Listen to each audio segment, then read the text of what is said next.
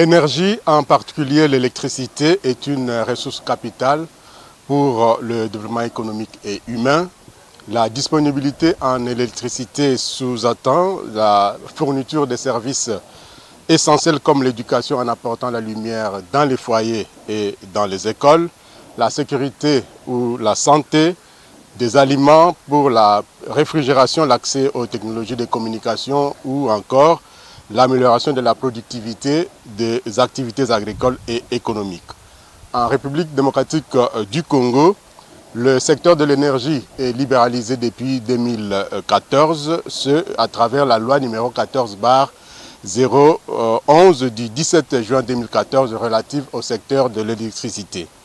L'exposé des motifs de cette loi stipule, je cite, « L'électricité est l'un des facteurs majeurs et irréversibles qui conditionnent le développement économique, social, technologique et culturel de toutes les nations, de tous les peuples, de toutes les communautés ou de tout individu pris isolement. » Madame, Monsieur, vous l'aurez compris, c'est donc celui-là le contexte que nous voulons devoir évoquer dans cette émission, couplé des questions environnementales, RDC Environnement, Monde Vert, Éco-développement, à travers cette production.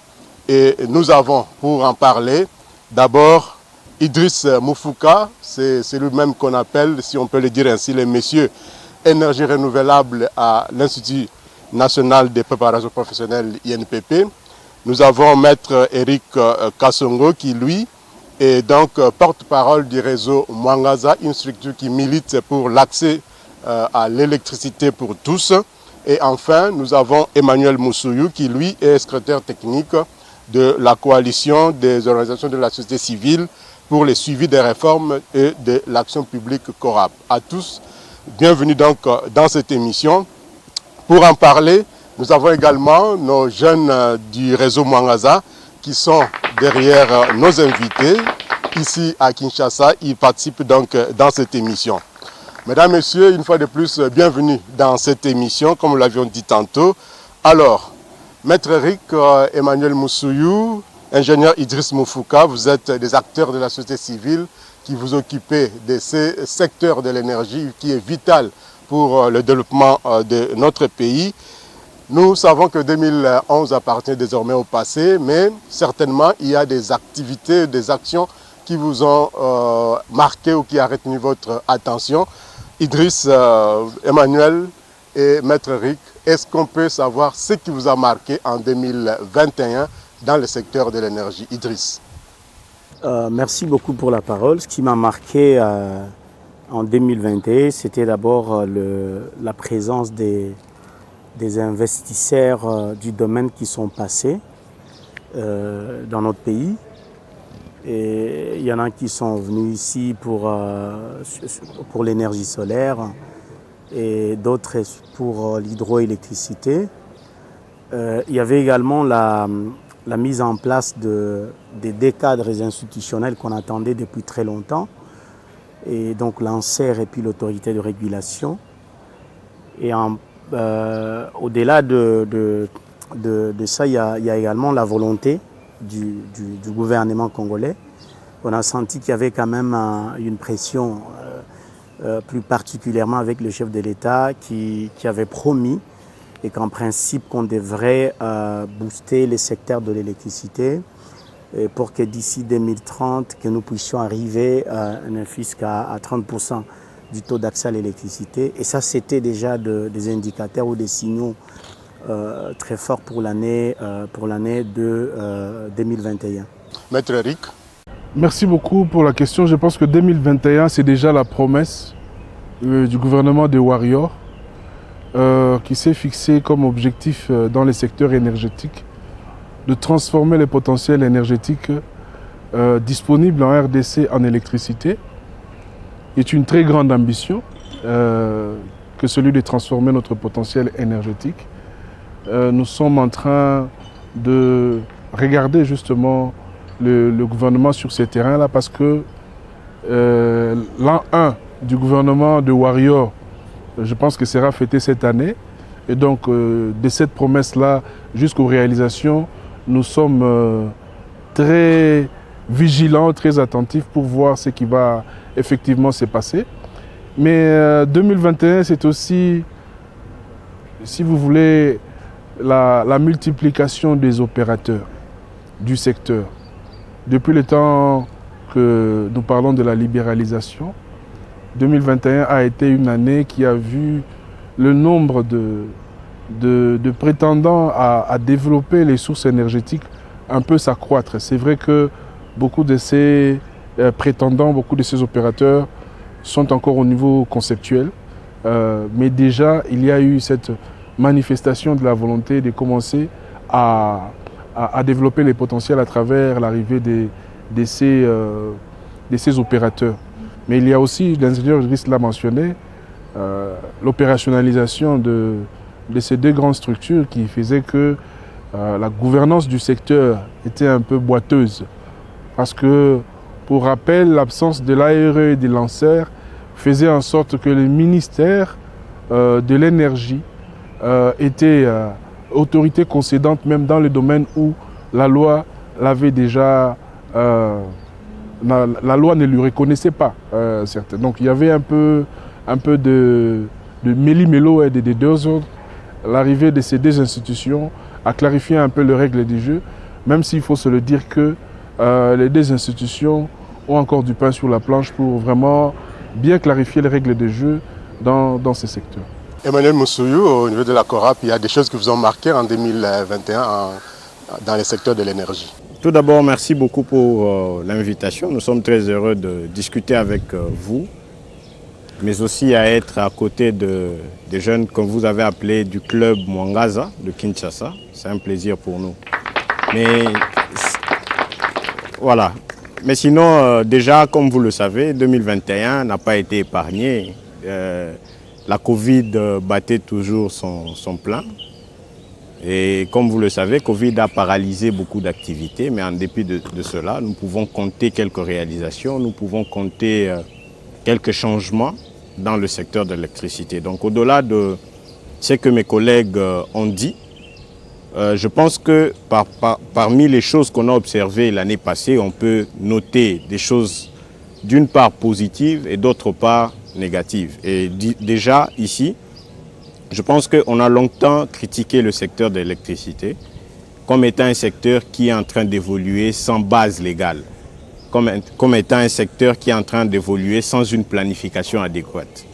On n'y est pas encore, mais néanmoins en 2021, on a vu le gouvernement se déployer sur plusieurs pistes pour essayer de voir dans quelle mesure on peut améliorer la planification. Je parle de ça parce que j'ai vu l'UCM, l'unité de coordination et management de projet, mener une étude sur l'ensemble du pays qui lui a permis justement de produire ce qu'on appelle le plan d'investissement prioritaire pour le secteur de l'électricité. Donc ils ont élaboré justement le plan d'électrification pour les zones urbaines, chose qu'on peut, n'est-ce pas, apprécier, bien que d'autre part, il y a encore des choses à améliorer, par exemple, à assurer une bonne synergie entre différentes institutions au niveau du secteur pour que cette planification soit vraiment portée par tous et qu'elle soit cohérente. Au-delà de ça, on peut noter aussi cette volonté du gouvernement congolais à doter le secteur de l'énergie d'une politique énergétique avec l'appui de la FONARED et n'est-ce pas, cet appui technique du PNUD. Aujourd'hui, le ministère de l'Énergie est en train d'élaborer ce qu'on appelle la politique nationale énergétique. C'est un document qui n'a pas existé depuis plusieurs années. En 2009, il y a eu des tentatives, mais qui n'ont pas abouti. On espère que ce qui est en train d'être fait cette fois-là apportera au fait des résultats escomptés. Et finalement, peut-être, pour mentionner, on a vu encore une fois de plus en 2021 le projet Boussanga être lancé. Déjà, il y a certaines machines qui ont été mises en service à titre d'expérimentation. D'une part, ça peut être une bonne chose, mais d'autre part, il y a des sérieux problèmes qu'il faut régler. Premièrement, on a, n'est-ce pas, inondé le site qui était réservé ou le site qui était choisi pour, n'est-ce pas, arriver à faire tourner les machines. Mais on ignore que où on a inondé, c'était des villages, des communautés locales. Il y a des communautés qui ont été impactées, qui ont été obligées de quitter ce site-là sans qu'il y ait une indemnisation adéquate. Et aujourd'hui, ils sont à la belle étoile sans que le gouvernement, soit provincial ou national, puisse suivre la question de près et résoudre ce problème-là, parce qu'ils ont des droits. Et donc l'indemnisation n'a pas été adéquate. Et autre problème qu'on peut identifier par rapport à ce projet-là, c'est vrai, depuis plusieurs années, le pays n'a pas connu de production. Hein, des nouveaux projets qui viennent ajouter quelques mégawatts dans le réseau. Boussanga vient, n'est-ce pas, répondre en partie à cette question. Mais la grande problématique reste, pourquoi on va continuer toujours à produire pour l'exploitation industrielle et les communautés sont laissées justement à l'abandon alors qu'ils ont aussi besoin de l'énergie. Donc il y a ce problème-là de répartition adéquate de cette énergie qui doit être produite de la part des communautés ou des populations congolaises par rapport à cet accès qu'ils doivent avoir à cette ressource qui est déjà leur ressource parce que c'est sur le sol congolais. Et puis voilà, donc il y a quand même beaucoup de choses, mais on peut de façon succincte présenter cela. On vous a vu sur le front. Avez-vous constaté une évolution dans un sens comme l'autre, de façon générale? De façon générale, je dirais que mes collègues d'ailleurs l'ont mentionné, il y a quand même de l'évolution. C'est-à-dire qu'avant 2014, il n'y avait qu'une seule entreprise qui était la SNEL, habilitée à gérer, à produire, à transporter, à commercialiser de l'énergie. 2014, la loi a été prise. Mais il faut calculer de 2014 jusqu'à plus ou moins 2018. C'est là qu'on a vu certaines mesures être prises. Et de 2018 à 2022, à 2021 notamment, on a vu qu'il y a, n'est-ce pas, beaucoup d'évolutions, surtout en termes de la finalisation des mesures d'application. On est resté pendant plusieurs années sans qu'il y ait des mesures d'application qui devaient accompagner justement la mise en œuvre de la loi. La plupart de ces mesures sont mises en place. Au-delà de ça, c'est les deux structures majeures. Mais ça, on peut douter. Mais au moins, sur le plan pratique, aujourd'hui, il y a beaucoup d'opérateurs qui sont venus investir dans le secteur. Et ces opérateurs, beaucoup plus, sont dans les autres formes d'énergie au-delà de l'hydroélectricité. Mais malgré qu'on peut noter quelques évolutions, mais il y a aussi, encore une fois de plus, un problème par rapport à l'adaptation de ce cadre légal qui existe. Aujourd'hui, n'est-ce pas, ceux qui vendent, par exemple, des kits solaires, dans le secteur, on a du mal à les reconnaître comme opérateurs. Ça, ce sont des faiblesses de la loi. Vous vous rendrez compte qu'aujourd'hui, il y a, par exemple, certaines mesures qui accordent certaines exonérations pour le matériel que les opérateurs exportent, c'est ça, importent pour la construction de certains barrages hydroélectriques. Mais vous vous rendrez compte que le matériel que ceux qui sont dans le solaire, par exemple, importent, ne sont pas exonérés. C'est-à-dire que le cadre légal actuel, malgré les évolutions, connaît encore un problème pour spécifier ou donner quelques avantages pour les autres formes d'énergie renouvelable, outre que l'hydroélectricité. Oui, Idriss, parlons-nous, est-ce qu'il y a évolution dans votre secteur? Il y a quand même une évolution. Donc, en termes de production, aujourd'hui, on peut comptabiliser une grande capacité d'une manière globale sur toute l'étendue de la République. Mais ici, le problème, c'est que en termes d'accès à l'électricité, nous sommes en train de régresser. Donc, on produit, mais on ne dessert pas. Alors, vous allez constater que le pays est en train de régresser parce qu'il faut dire que même les 9% dont on parle, c'est depuis 2014. Mais aujourd'hui, il y a des quartiers où il n'y avait pas de problème de délestage, mais aujourd'hui ils en ont. Il y a des zones où il n'y a presque rien comme électricité. Pour dire que les tableaux sur le plan énergétique, d'une manière générale, est très noir. Donc aujourd'hui, on ne peut pas produire de l'électricité que pour les secteurs miniers. Et pourtant, quand vous lisez notre Constitution, vous allez voir que l'accès à l'électricité, c'est un droit constitutionnel. Et donc, avant d'électrifier les industries, c'est vrai, les industries sont en train de participer pour l'émergence du pays, mais est-ce que c'est cette famille qui est à Ingende, à Bikoro, à Idiofa, Gungu et consorts, est-ce qu'ils n'ont pas droit à l'électricité? Alors, ce qui fait que moi, à mon humble avis, il n'y a pas eu des changements, en fait, du concret, il n'y en a pas. Les institutions, les entreprises publiques, les cadres illégaux existent et tout. Il y a eu des conférences, mais pour quelle finalité? Pour quelle finalité? Et c'est comme ça que moi j'aime dire, en termes de production, oui, il y a eu des progrès. Et il y a pas mal également des opérateurs qui sont dans l'énergie solaire, l'éolienne, le biogaz et tout, qui sont en train de se battre petit à petit, surtout les secteurs privés. Mais d'une manière officielle, l'État congolais n'a pas desservi sa population. Donc la population, et c'est ça même la faiblesse de... Lorsqu'on libéralise un secteur, c'est vrai, on fait appel à des investisseurs. Mais les dangers, c'est quoi? Ça déresponsabilise l'État. Vous allez voir que vous allez presque dans tous les secteurs. On a libéralisé les secteurs, par exemple, de la télécommunication. Il y a les privés qui sont venus. Aujourd'hui, l'État congolais n'a pas une société de communication des pointes. On a libéralisé l'enseignement. Aujourd'hui, l'enseignement de qualité est plus dans des écoles privées. Mais quand on regarde la qualité de l'enseignement dans nos écoles officielles, ça pose problème. C'est exactement ce qui se passe aujourd'hui. Ce n'est pas normal pour un pays tel que le nôtre. On n'a qu'une seule société nationale de l'électricité. Ça ne se justifie pas. Vous voyez? Et donc pour dire que les tableaux est très sombre, c'est vrai qu'il y a des efforts, mais qui sont encore dans les nuages.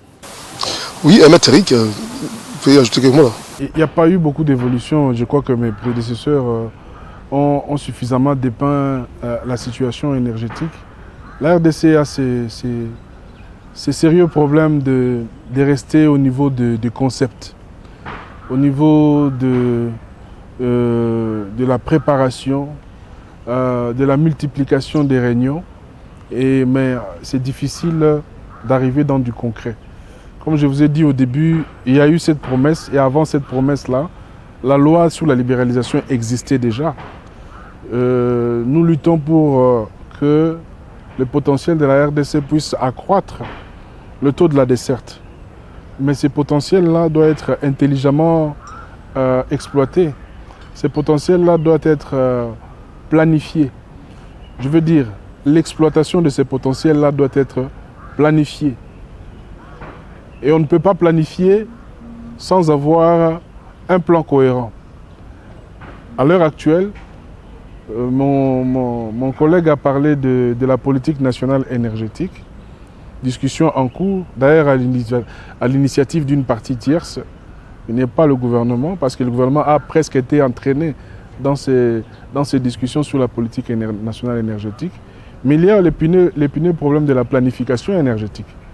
Parce qu'il faut que les gens comprennent que le potentiel de la RDC en énergie est tellement énorme que c'est une insulte pour les Congolais que de ne pas avoir d'électricité. Ce n'est pas seulement l'hydroélectricité qui est un scandale, c'est pratiquement dans toutes les sources qu'il y a les scandales. Seulement voilà, le pays, du haut de ses 62 ans d'indépendance, n'a pas su mettre en place un plan d'exploitation programmé de toutes les ressources qui existent pour projeter, faire des projections sur les besoins en énergie qu'aura la population. Parce que d'un côté, vous avez une population qui croît de façon exponentielle, vous voyez, et qui a besoin que ceux qui gouvernent puissent prévoir des scénarios qui permettent à ce que, si demain nous sommes à 150 millions ou à 200 millions, eh bien, nous aurons suffisamment planifié l'exploitation de nos sources énergétiques pour qu'à cette époque-là, au moins, je dis bien au moins, ne fût-ce que 40% de la population de cette époque-là puisse avoir accès à l'électricité. Mais ce n'est pas le cas. Nous sommes très en retard par rapport à la planification énergétique. Nous sommes très en retard par rapport à la mise en place d'une politique nationale énergétique. Et nous nous fourvoyons dans des projets qui peuvent nous faire endormir encore pendant des années. Je parle d'Inga. Parce que le projet d'Inga, c'est un rêve qui a été fait par quelqu'un, mais un rêve, certes, qui part de la réalité de l'existence de ces potentiels de 40 bits mégawatts, mais qui devient irréaliste par rapport à la situation d'un pays comme le nôtre qui n'a pas de plan. Vous voyez, quand vous voulez faire quelque chose de costaud, vous devez avoir un plan. Inga endort beaucoup et on voit le gouvernement se fouvoyer à chercher des partenaires à gauche, à droite. Ça fait 10 ans que l'on en parle. Depuis que je suis impliqué dans le projet Inga, bientôt ça va faire 10 ans. C'est des colloques, des discussions, des départs et des arrivées, et c'est une perte de temps. En une année, d'autres pays ont fait des plans d'électrification qui ont permis de décrire comment développer les microcentrales hydroélectriques, les picocentrales hydroélectriques, comment développer la géothermie. La conséquence, c'est quoi? C'est qu'aujourd'hui, on se retrouve à acheter de l'électricité même au Rwanda. Parce que le Rwanda va nous vendre des mégawatts pour renforcer notre réseau électrique, parce qu'ils en produisent maintenant en excès.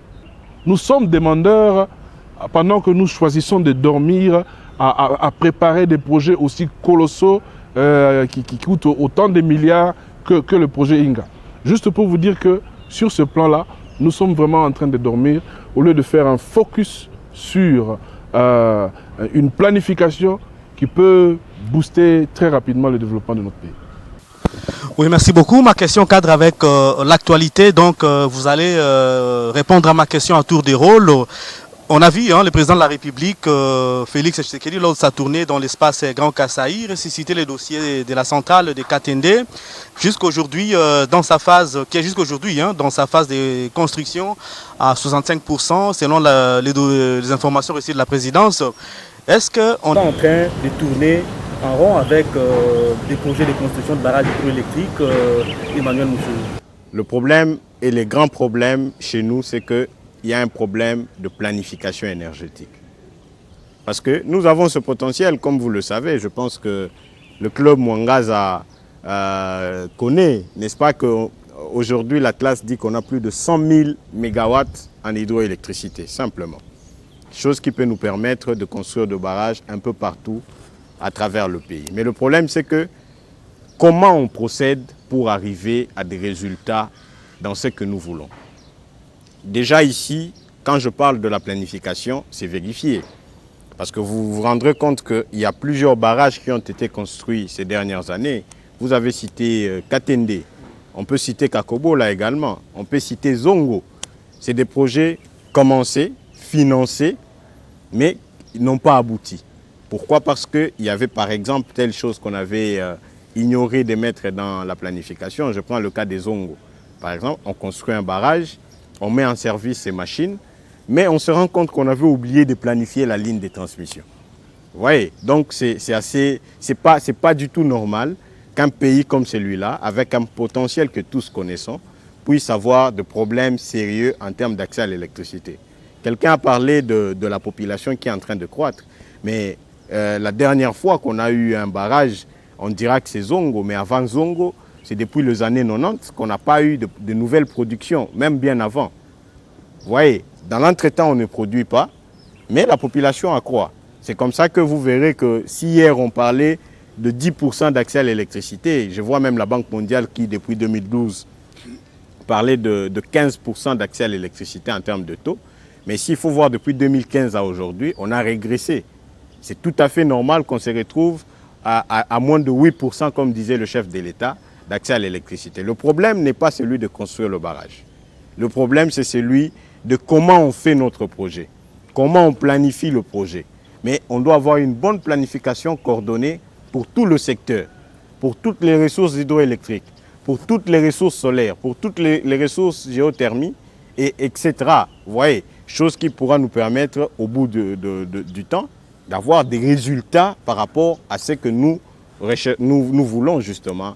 Et ce que nous voulons, c'est l'accès pour tous à l'énergie, parce que la Constitution de la République donne le droit à tout le monde d'accéder à une énergie propre, durable et abordable.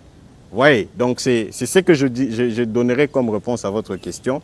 On tourne en rond, c'est ça l'impression que ça donne justement, parce que ceux qui mènent des projets ne les font pas pour avoir des résultats. Permettez le terme. Ingénieur Idriss, vous êtes expert en énergie renouvelable. Votre opinion par rapport à ma question? Il se pose un problème de planification, mais le vrai problème, c'est la philosophie d'implantation des ouvrages énergétiques. La RDC n'est pas en train d'inventer la roue. Il faut d'abord commencer par se poser la question, pourquoi on construit un ouvrage énergétique? J'ai toujours dit ceci. Depuis que le Congo existe, nous n'avions jamais connu un ouvrage énergétique qui soit construit pour desservir directement la population. À l'époque coloniale, tous les ouvrages qu'on a dans notre pays, c'était soit pour des fins d'exploitation minière ou encore forestière. Ils arrivent quelque part, ils ont besoin d'exploiter les minerais. Ils se disent, bon voilà, on a besoin de l'électricité, ils vont implanter un ouvrage. Et c'est la raison pour laquelle vous verrez, par exemple, on prend l'électricité du Congo central jusqu'au Katanga, ça traverse la province du Grand Bandundu, les Kasaï, mais ces deux provinces sont complètement dans les noirs. Et donc, ce n'étaient pas des projets, des ouvrages énergétiques qui étaient implantés pour desservir la population. Alors maintenant, les ouvrages qui sont construits par les gouvernements congolais, c'est construit également pour des fins politiques ou électorales. Je prends l'exemple du projet Katende et Kakobola. Ces projets ont été érigés dans quel contexte? C'était pour des fins électorales parce que le régime de l'époque voulait gagner l'électorat du Kasaï et du Bandundu. Alors, ça signifie quoi? Certes, le président de la République est passé dans ses ouvrages, mais s'il va intervenir aussi pour des fins électorales ou politiques, croyez-moi, il n'y aura pas de résultats. Ou soit ces ouvrages les travaux vont prendre fin comme à Kakobola, mais il va se poser des problèmes. Je vous donne l'exemple du projet Kakobola. C'est imaginable pour un pays comme le nôtre. On conçoit un projet de construction d'une centrale. Le projet en principe prend en compte la production, les transports et puis la distribution. On construit la centrale, c'est à mi-parcours, on vous dira, voilà, ils avaient oublié les transports. C'est comme Emmanuel l'a dit. C'est pas possible. C'est pas possible. On choisit les sites d'implantation de l'ouvrage, mais vous allez voir que des 622, quand vous êtes sur la route numéro 1, des 622 jusqu'à la centrale, on vous dira qu'ils ont oublié l'asphaltage de ces tronçons. Et donc, tout projet énergétique qui est mis en œuvre pour des fins électorales, pour des fins politiques, ne marchera jamais dans ces pays. Il faudrait que le gouvernement congolais change les narratifs. Certes, le président de la République, il est passé à Katende, il a vu. Et même les 65%, c'est faux et archi faux parce que 65%, ça dit que la centrale est déjà opérationnelle et les 15%, on peut parler du transport, distribution, ainsi de suite. Il y a encore une autre faiblesse dans les projets qui sont implantés ou initiés pour des fins politiques. Vous allez voir par exemple la centrale de Katende qui va produire plus de 50 MW, je crois. Mais ça va desservir que la ville de Kananga et puis il y a une autre ligne qui va aller en Bujimaï. Et donc, sur le plan organisationnel, sur le plan de dispatch, il va se poser, est-ce qu'on peut produire plus de 50 MW pour desservir que les chefs liés, hein, donc, et le reste des provinces, il faut encore construire d'autres projets. Vous allez à Kakobola, c'est la même chose. Donc, pour dire que je crois à la volonté du chef de l'État, il est passé à Katende et bientôt, je crois, il sera encore dans les culous à Kakobola. Mais si c'est pour des fins électorales, nous allons tourner en rond et il n'y aura pas de changement. Merci beaucoup, Maître Eric.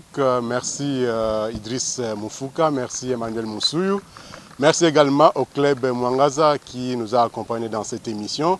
Mais club Mwangaza Kinshasa. Mais merci surtout à mes confrères Tati qui est à ma gauche, et également à Freddy Kabengele. Madame, Monsieur, accéder à l'énergie permet à ce que le développement soit également au rendez-vous. Dans cette émission, nous avons donc parlé de tout cela, mais il faut une planification énergétique. Les invités sont revenus sur ça. Il faut également une politique nationale énergétique pour donner de l'électricité à tous, parce qu'il faut que le pays soit développé. Et parmi les aspects qui doivent développer notre pays figure bien sûr l'accès à l'électricité. Merci de nous avoir suivis et très prochainement, nous aurons encore à vous présenter d'autres alternatives pour une électricité durable en République démocratique du Congo.